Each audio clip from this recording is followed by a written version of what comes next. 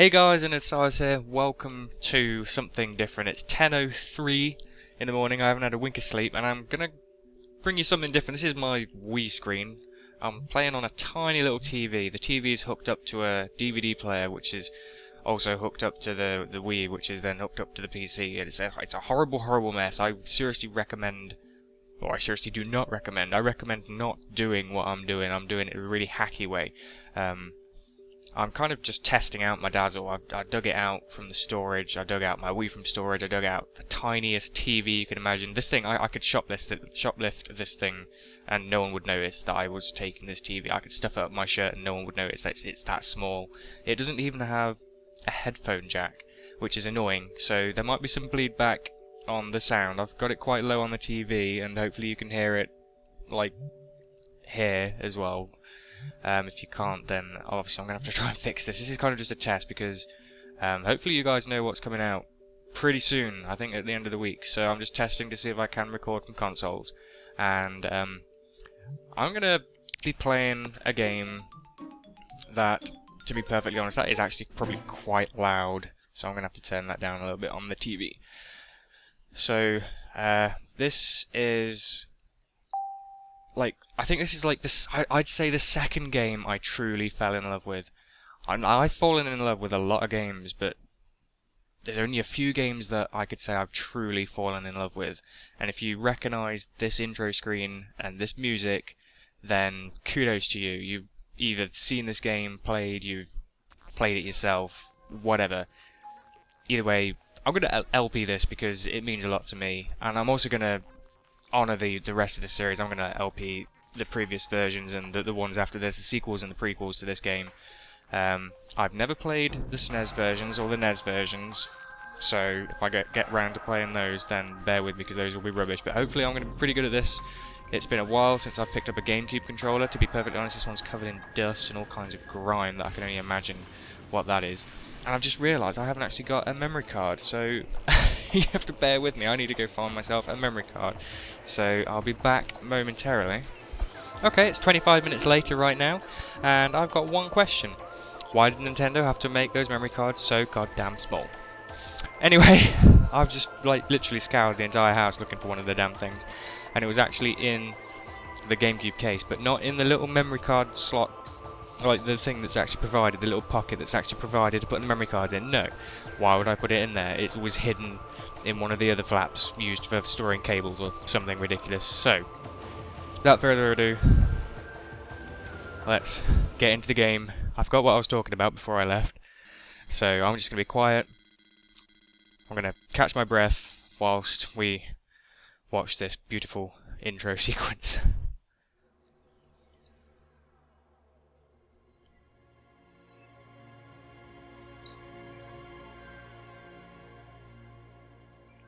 The cosmos. In the vast universe, the history of humanity is but a flash of light from a lone star. The life of a single person should be lost in space and time. But among the stars, there is one light that burns brighter than all others. The light of Samus Aran. Her battles extend beyond her life and etch themselves into history. Here, another chapter of that history will be written.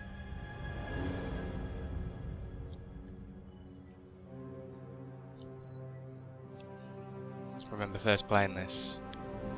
I actually watched a friend play it first time, and I just had to get it. It was one of those games that you see and you just have to play it yourself. You just want to do it differently to how your friends are playing it. Epic intro sequence. First of all, you'll see the ship and you'll think that is the ship from the old games, but it's 3D this time. It's so strange, and then you think, hang on, that's the hatch, it's opening. Who's this? Samus Aran in her various suit. This is just... I love this, it's amazing. So, this whole intro sequence is kind of nice, and it will be kind of nice for me because it will give me a chance to get used to the controls again. I'm fairly sure I'm going to be slightly pants, but I hope you can bear with me and just enjoy this for what it is, really. So this intro sequence, I must admit, is fairly linear. I got a lock on, that would be nice. It's kind of like a little tutorial section right here. Teaches you how to lock onto targets, teaches you about scanning, which is a major factor of this game. There's a couple of things. I do want to go for 100%. I've done it before, once. For some reason, when I played this before, I always found it easier to defeat the final boss if I hadn't done it on 100%. When I tried to do it on 100%, for some reason I could not defeat the boss, and it took me a very long time to beat the final boss. But I'll try and go for 100% on this. Obviously, if I do miss, there are a couple of things, but basically 100% on this is that there's a whole bunch of stuffs.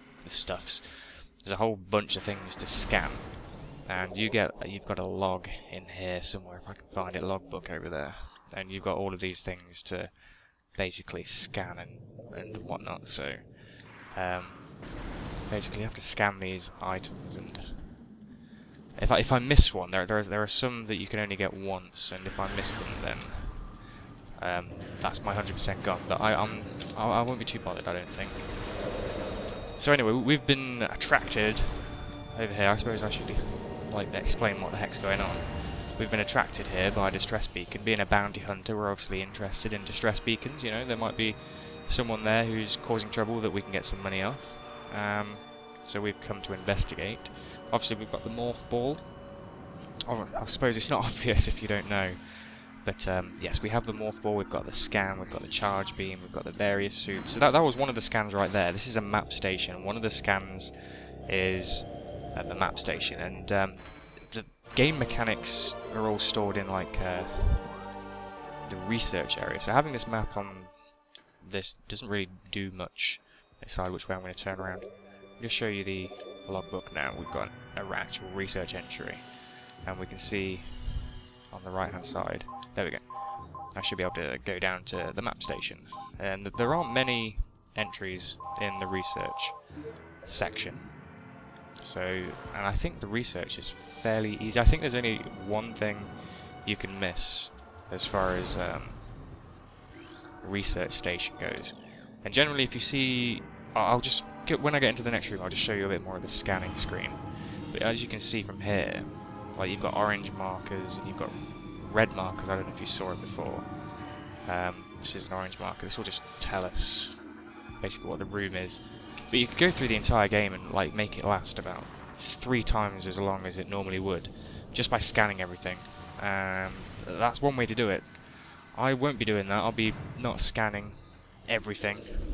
And so as you can see here, you've got orange markers, and there will be a red marker around at some point. We've got a couple of space bars. Let me just scan these space bars just to show you what kind of like detail they've got. Both legs of this creature are broken, things like that. The one here is probably disorientated. He's got some sort of injury. This is another scan we can get here, I think. Is the energy, the various sizes. So we've got a blue energy. So what I have got to watch out for are red scans. Those are the ones that actually count towards certain other...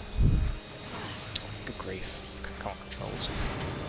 Now I do believe there's a scan over here somewhere you can actually turn the thing off. Or maybe that might be later on actually. Let me just get through this kind of tutorial thing. So here we've got the first couple of red scans. This is actually pirate lore, I do believe. I might read it out. So, Zebes has fallen, all ground personnel are presumed dead, either killed by the hunter clad in metal, or in the subsequent destruction of the underground facilities. Our research frigates Orphean, Syriacus, not sure how to pronounce that, and Vol Paragon were in orbit at 0 hour and managed to retreat. Frigate Orphean is now docked at Vortex Outpost. Orphean's cargo appears to have a 100% survival rate. Metroids are healthy, but on restricted feeding schedules due to uncertain supply status. We are ready to begin research on Metroids and other promising life forms. Security status remains at Code Blue, no signs of pursuit from the hunter. So, as you may have guessed already, we are the hunter. Samus Aran is the hunter. What's this one? I've never noticed this one before. Oh wow, we've just disabled the perimeter defense turret, which is up there. Let's see it. Shoot at it. Now this is a fairly freaky part of the game. There's obviously some creature in here trying to escape, and the hinges of this door seem to be buckling somewhat. Remember the first time I played through, it gave me quite a fright, and the second time I played through, I actually stood there for quite a while, seeing if it would actually break out eventually. It doesn't ever break out, but it was fun to do. Kind of getting used to the controls now, so it's getting easier as I go along. I've got injured space pirates all over the place. I think there's one coming up that isn't actually injured, it'll be like full-on space pirate. I think it's this one. It's actually a full-on non-injured space pirate, but we can't scan it to like get our like percentage completion from it. It doesn't count, I don't believe. So, as you might have guessed also, scanning enemies is a big must if you want 100%. The various enemies you can scan count towards percentage completion. And I forgot about that guy right there. Never mind. Scan that thing. Open the door, activate the elevator, head down.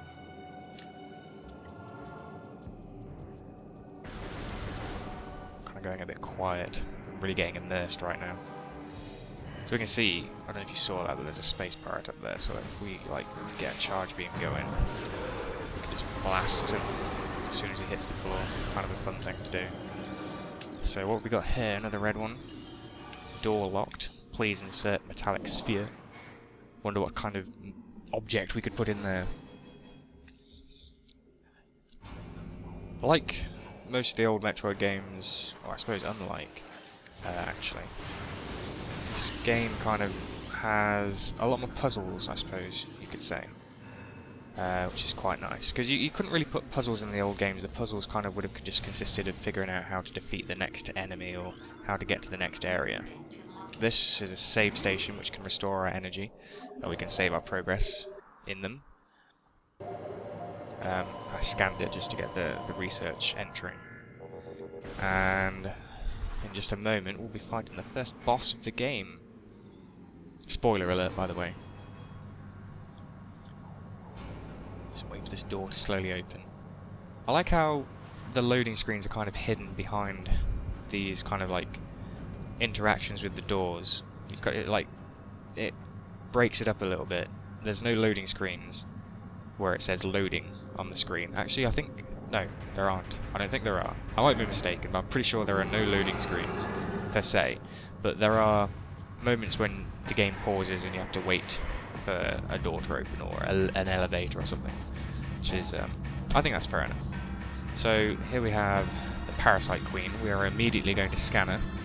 It's advisable to scan bosses if you've not played before, because you will learn something about them. You'll get to figure out where their weak spots are and stuff like that. So if I can get back over here and we can get in between these shields, we'll just wait for her to open a big yap, which is her weak point, and we can just spam missiles at her. Obviously, that was a bit of a fail. We can kind of dodge by hitting B a couple of times. Just spam missiles and she should be down in no time. There we go. One dead Parasite Queen ugly thing, and it's probably not a good thing that she's falling into whatever that is she's falling into. There seems to be some explosions going off right now, and explosions when you're in outer space is never a good thing. And some woman yelling evacuate immediately at you is equally no fun. So we're just gonna evacuate as the woman suggested. If I can do this right, we can actually end up right on there. I kind of fell with that. I used to be able to speedrun this intro section like crazy. Could leave with like 5 minutes to spare, it'd be nuts. This is the one I was thinking of. That thing deactivates a turret at the end of this corridor. Not that it matters too much. So you've got enemies here, more space pirates. We're just getting blown up by everything. And I like to wail on this guy because I think it speeds up this thing popping out so we can jump into it. You can see all those big creatures that were inside those test tubes. I don't know if you call them test tubes, they're called a bit bigger really than what I suppose you'd class as a test tube. But whatever they are, those huge creatures seem to be escaping and just wailing on the space pirates. Which I don't blame them. The space pirates have been doing some strange experiments on them, so I think the space pirates deserve whatever they get, really. I'm actually doing quite well at this. I remember sometimes when I've been trying to speedrun this exit, I get stuck on those corners every time. I always get stuck here. You have to wait for that thing to explode.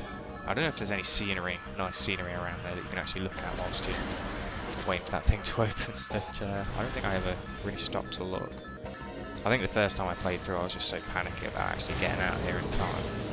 Because I was like, whoa, 5 minutes, I haven't got a clue how far I've got to go and stuff like that, and I'm just panicking thinking I'm not going to get out of here in time. Because generally when games give you a deadline kind of thing, generally it's like a really tight deadline. It's like, if it's a 5-minute time you've got, it's going to take like 4.5 minutes to get out. So if you like muck up on corners and stuff and you're lagging a little bit behind, sometimes you get a kind of a feeling that you're just not going to get out, or you're just not going to beat the timer. We've got a big piston here. We're in the bowels of the ship now. There's some sort of strange air conditioning unit, I suppose. Well, this is pumping oxygen, or whatever atmosphere the space pirates breathe through the ship. Just kind of dodge through that, ninja it. Slowly make our way out. So, like I was saying earlier, one nice thing... Ooh, hang on, I'm gonna just shut up for a moment here. How many of you guys recognise this guy?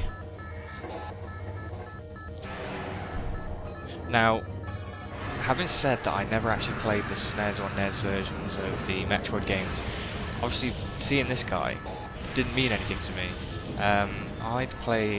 Before I played this, the only the only Metroid game I'd actually played was the Game Boy one, Super Metroid, The Return of Samus, or whatever it is, or Super Metroid 2.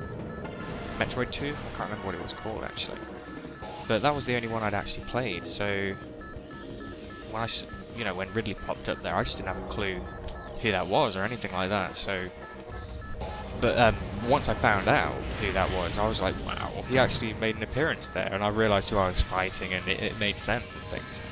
And it's a standard kind of game trope right there. Start off with all the decent items and stuff, and then something will happen, and oh dear, we've kind of like lost everything now. We can't charge beam, we can't morph ball, and we're in a lot of trouble. We've got 4 minutes to get off this ship. We don't know if we're going to make it, or whether we're just going to get crispified. And room is depressurizing. We want to get out of here fast, but it's not happening.